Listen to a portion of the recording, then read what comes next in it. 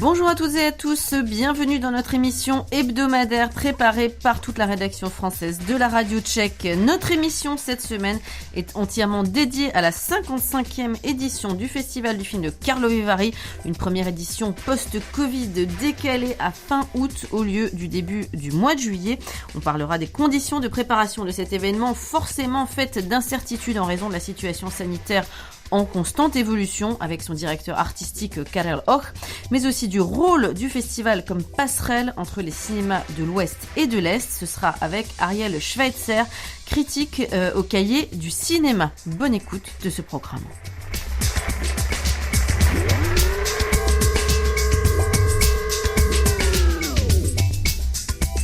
Comme promis donc, direction le festival du film de Karlovy Vary qui, malgré la pluie qui s'est invitée dès dimanche, bat son plein.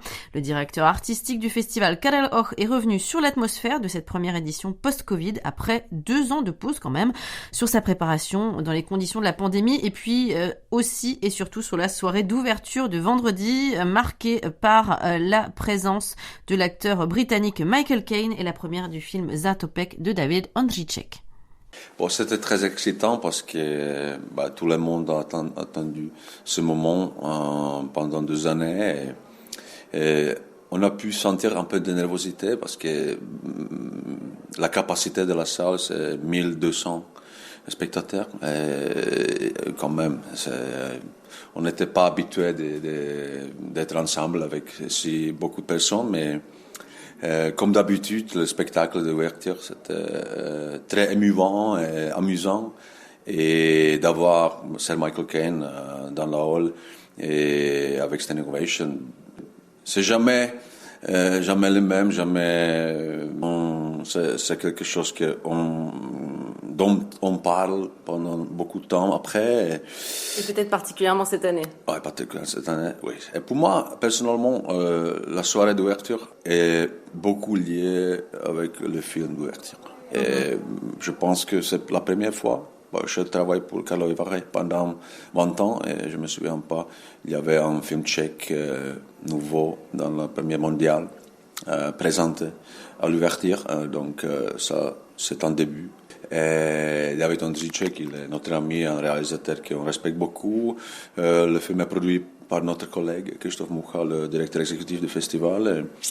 C'est un grand drame sportif, mais le côté intime du film, la relation entre Emil Zatopek et sa épouse Dana Zatopek, elle-même une sportive très connue, est très fort aussi. Donc l'équilibre entre côté sportif et côté intime, c'est ce qui fait le film magnifique et spécial. Donc oui, on va en parler beaucoup de temps encore. Alors, on parlait de Michael Caine, mais vous avez d'autres invités, d'autres grands noms, Ethan Hawke, Johnny Depp. C'est assez incroyable, je trouve, quand même, d'avoir 3 grands noms comme ça du cinéma pour une édition du festival post-Covid. Comment ça s'est fait, finalement? Nous-mêmes, on était surpris parce que on était sûr que personne attendait ça. C'est un résultat d'un travail assez long.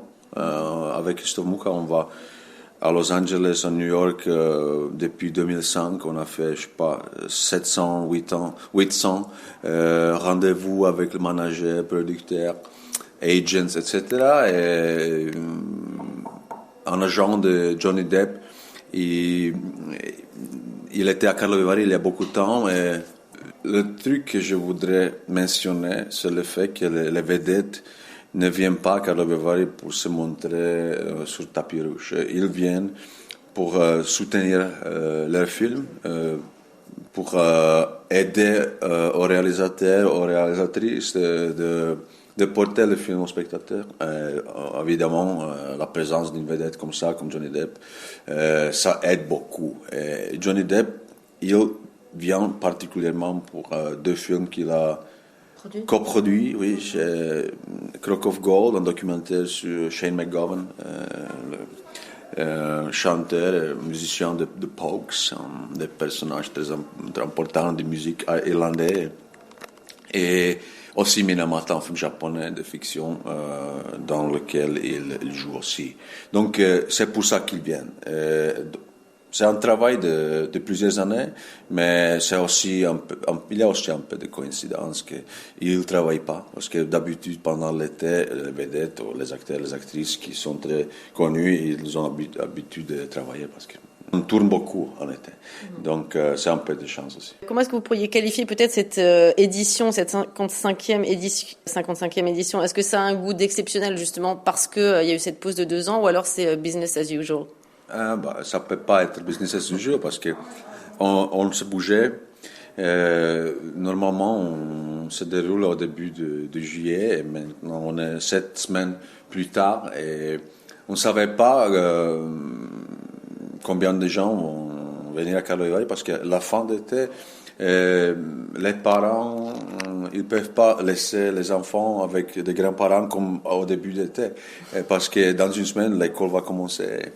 Et c'est différent, mais on voit depuis hier quand le festival a commencé qu'il y aura peut-être encore plus personnes qu'avant parce que ça se voit que les gens sont affamés, ils ont faim de se unir, de se rencontrer.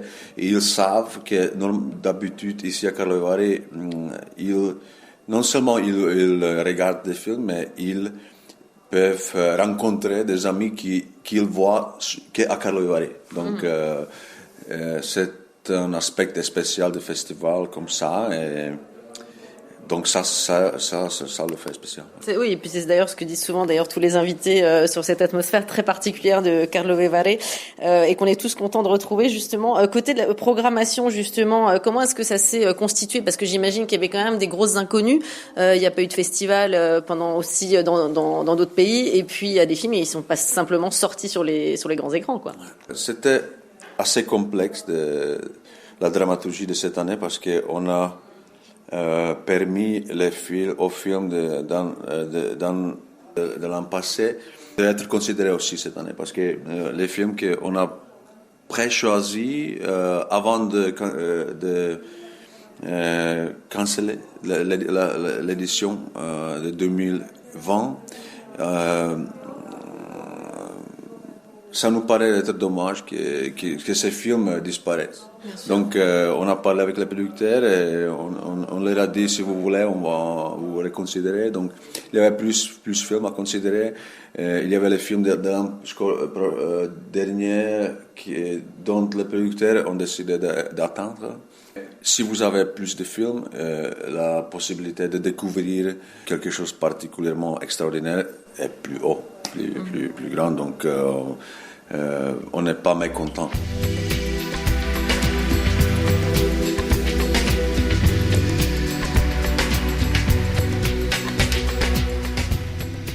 Ariel Schweitzer est professeur d'histoire du cinéma et critique à la prestigieuse revue française Les Cahiers du cinéma. Il est également cette année membre du jury de la section compétitive East of the West au festival de Karlovy Vary. Il nous parle de cette compétition et de la place du cinéma tchèque dans son panthéon personnel. Je peux dire que j'étais très content de participer au jury de cette compétition. Parce que c'est une section qui est dédiée aux premières et aux deuxièmes films des pays de l'Europe de l'Est, mais pas seulement de l'Europe de l'Est, du Proche-Orient, c'est-à-dire tous ces pays qui étaient jadis considérés comme périphériques, mais depuis 30 ans, ils sont très présents dans les grands festivals. Et ils ont même la capacité de créer un véritable défi aux cinématographies dominantes de l'Ouest. Et puis je suis toujours très content parce que de participer comme jury à cette compétition parce que on a la possibilité de révéler les cinéastes de demain. Je pense que dans cette année, la moitié des films, c'est des premiers films. On a aussi 5 deuxièmes films.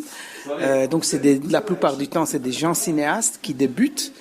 Et c'est ici on découvre souvent des cinéastes qui vont peser dans le cinéma mondial dans les années à venir. C'est important cette section, hein. On parle souvent de Carlo Vivari comme étant en fait un festival qui fait un peu le pont entre les deux, hein. D'ailleurs, le titre finalement de la section le révèle un petit peu. C'est important qu'il y ait ce genre de festival justement qui soit pas seulement pour les vedettes, les stars, etc., mais que ce soit aussi un vivier de rencontres. Bien sûr. D'abord, moi j'étais toujours très intéressé par la cinématographie de l'Est. Et comme professeur, j'enseigne les cinémas tchèques, la période glorieuse des années 60 autour du printemps de Prague, mais non seulement le cinéma tchèque, les cinémas polonais des années 50 et 60, la grande génération de Vajda, Polanski, Skolimowski, Kavalerovitch, et le cinéma hongrois, qui, je dirais, parmi tous ces pays, enfin les grands pays qui rayonnaient dans les années 60, aujourd'hui, les pays qui produisent le cinéma le plus intéressant, c'est l'Hongrie. On se demande pourquoi, parce que l'Hongrie aujourd'hui est gouvernée par un gouvernement conservateur, nationaliste. Mais je pense que parfois les secrets pour produire un cinéma stimulant, c'est d'avoir une forme de dialectique, c'est-à-dire un cinéma qui prend une dimension de résistance et qui a la capacité de s'opposer au régime en place. C'était la grande force de cinématographie de l'Est. À l'époque, à cause de la censure, à travers l'ironie, aujourd'hui d'une manière plus frontale, notamment en Hongrie. Et on attend aussi des révélations dans le cinéma tchèque qui, ces dernières années, était à la traîne. Donc, par rapport à, par exemple, aujourd'hui, quand on parle de cinématographie de l'Est, sans aucun doute, la cinématographie la plus intéressante, c'est le cinéma roumain. Oui, bien sûr, il y a eu beaucoup de films roumains, justement. Il y en a eu un qui a eu la Palme d'Or, il y a quelques années, oui. Si je me souviens bien. Et c'est vrai que ce que vous dites, le cinéma tchèque un peu à la traîne, il n'y a pas quand même peut-être des films qui vous ont marqué quand même dans le cinéma tchèque ces dernières années, ou finalement c'est en effet ailleurs qu'il faut chercher? Non, il y a un cinéaste extrêmement intéressant que je connais qui s'appelle Václav Kadranka, qui a été primé ici à Karlovy Vary il y a... voilà. Et c'est quelqu'un qui enseigne au FAMU et qui a une vision du cinéma qui est très proche de la mienne. Il arrive ici à Karlovy Vary avec son nouveau film, qui est son 3e long-métrage, qui est en compétition, la principale compétition. Et j'attends énormément de ce film.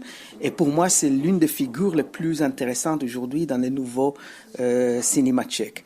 Mais je pense aussi que les Tchèques, comme les Polonais, ils ont un problème, disons la jeune génération, parce qu'ils ont un tel passé glorieux par rapport auquel il faut se définir, il faut aussi se démarquer, il faut s'imposer. C'est un héritage lourd, glorieux, mais lourd aussi. Et donc, je pense que l'une des raisons pour laquelle le cinéma roumain est tellement rayonnant aujourd'hui, c'est que les gens cinéastes n'ont aucun complexe, puisqu'ils n'ont pas de passé, ils n'ont pas cet héritage lourd, donc ils peuvent s'imposer d'une manière extrêmement naturelle, presque, comme une nouvelle vague roumaine. Je pense que la jeune génération en République tchèque a un vrai problème de se mesurer à ces passés glorieux, à s'imposer, non seulement comme des gens qui prolongent cet héritage, mais comme une génération qui invente quelque chose de nouveau. Et pour moi, ça, c'est les grands défis du cinéma tchèque contemporain. Et j'ai déjà visité les FAMU, j'ai rencontré les profs, j'ai vu des courts-métrages, et je pense qu'il y a une nouvelle génération absolument intéressante. Et c'est seulement une question de temps que cette génération pourrait arriver au devant de la scène internationale. On dit souvent d'ailleurs que finalement les choses les plus intéressantes en République tchèque au niveau du film, ça se fait plutôt dans le documentaire plus que dans la fiction. Oui. C'est quelque chose que vous avez observé ? D'abord, aujourd'hui, de plus en plus, on a du mal à créer une séparation stricte entre documentaire et fiction. Il y a beaucoup de documentaires aussi qui sont imprégnés par une dimension fictionnelle et beaucoup de documentaires qui ont un aspect, par exemple, anthropologique. Donc, moi, je suis en faveur d'une vision qui voit des gens comme non totalement distincts et séparés. Et c'est la raison pour laquelle, d'ailleurs, qu'ils ont annulé ici à Karlovy Vary la catégorie de documentaire. Et ils ont décidé d'intégrer les documentaires dans les deux compétitions, le Crystal Globe et East from the West, d'abord pour familiariser le public avec les documentaires, mais aussi comme un constat qu'on a du mal à faire une séparation stricte entre les genres. Et je pense que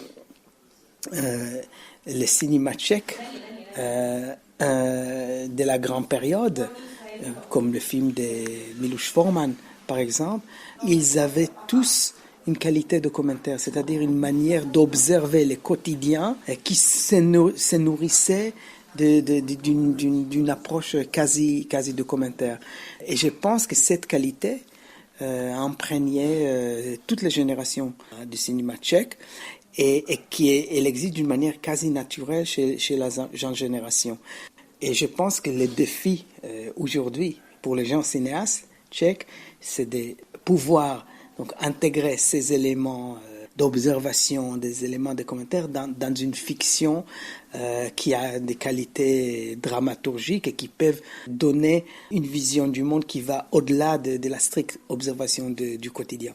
C'est pour moi le défi du cinéma tchèque. Pour le moment, on a vu des films tchèques, mais j'attends encore...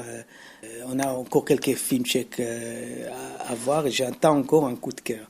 Puisque vous parlez de coup de cœur et de cette période glorieuse, est-ce que vous avez justement un film ou deux films peut-être coup de cœur pour cette période de la nouvelle vague tchécoslovaque dans votre panthéon personnel? Pour moi, c'est Vera Chytilova et son film La Petite Marguerite, qui est un monument de l'histoire du cinéma. C'est pas seulement un film à l'avance de son temps, parce que toutes les questions qu'elle soulève dans ce film sont extrêmement actuelles aujourd'hui. C'est une cinéaste féministe avant la lettre. C'est une cinéaste qui interroge à la fois la société bourgeoise, mais aussi la société patriarcale tchèque de son époque. Mais ces films ont aujourd'hui une valeur atemporelle et quasi visionnaire. Mais c'est aussi une cinéaste non seulement importante sur le plan, je dirais, politique ou féministe, mais elle a révolutionné l'esthétique de l'histoire du cinéma.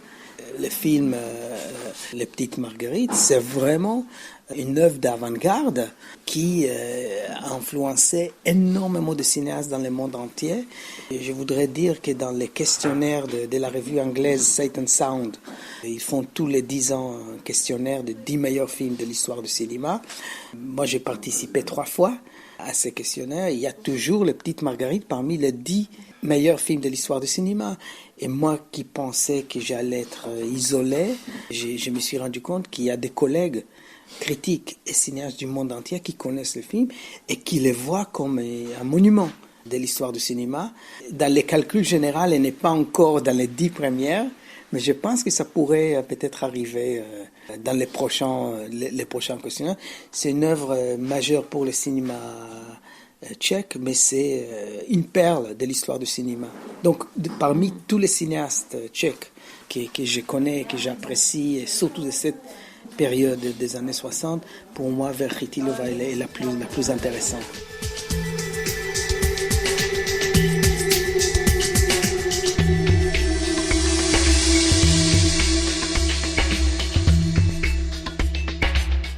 C'est la fin de cette émission préparée par la rédaction française de la radio tchèque. Le reste de l'actu tchèque en français, c'est sur les réseaux sociaux.